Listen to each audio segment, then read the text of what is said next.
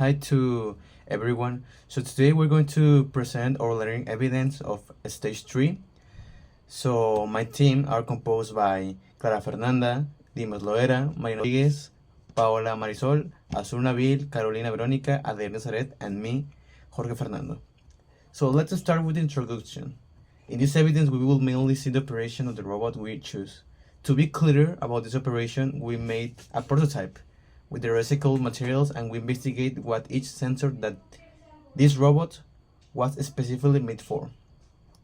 By carefully analyzing the prototype we create using recycled materials, we were able to better understand the purpose of each sensor on the robot. We trouble investigating the function of each component and how they interact with each other so the robot can perform in tasks efficiently or certain tasks.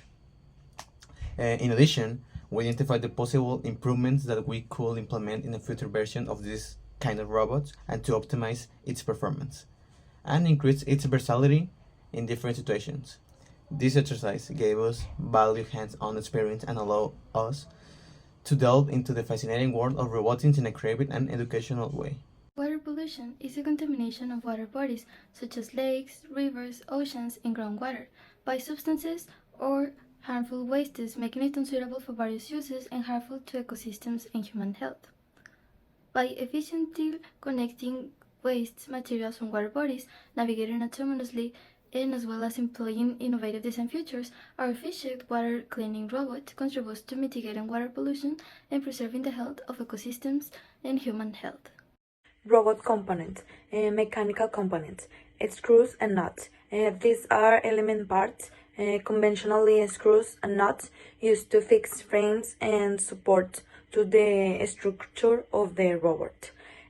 We use them to carefully attach the robot. The electrical elements, it is a closed circuit and the energy circulates through the electrical elements that are connected to it. The electronic elements are the CPU. It controls all devices connected to it, and the motor drive. It is responsible for controlling the motors connected to the robot, and ear sensor. This is possible to detect obstacles at short distance. Mechanical phase, that is the tail, the mouth, and the fins. The tail designed for waving to propel the robot through water. The mouth opens to trap water and microplastics in the internal cavity. The fins, that is the grill-like branches equipment from fins that open to expel water when the internal cavity is full. The electronic phase, that is the proximity sensors, detect the presence of an object without the physical contact. The position sensors, that is the autonomous navigation and route planning. The distance sensors, that is the measure of motion between the different reference positions. The electric phase, that is the motion actors. The electrical motors and hydraulic pneumatic systems. The waste collection actors, that is the mechanical arms, the grips and devices for collecting and hauling device from the water. The steering actors control the robot's direction, and the communication actors, that is the antennas or transmission devices for sending data. The robot moves through the water by waving its tail and keeping its mouth open to trap water and microplastics in an internal cavity. The robots are designed to be easy to use. Once connected to the water inlet or outlet, they will begin to suck or remove waste. They are equipped with sensors that allow them to navigate through the water without problems. When the interior of the robot is full, it closes its mouth, opens the fins or its grid-like branches, and raises a cavity to expel water through the fins. The gill fins are covered by a small mesh that allow water to pass but traps plastics. In this third stage, we saw about the electronic.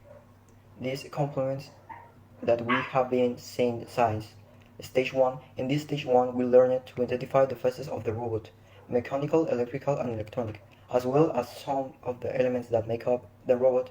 In this stage 3, we saw about the electronic components. Once the theory was understood, it was time to apply our knowledge, and in the post evidence we made a mock-up of a prototype that will help some environmental problem. In this evidence we continue with the same prototype, which took us approximately 2 hours to assemble, since we first collected information and sketched to help us visualize it. The materials we used were recycled.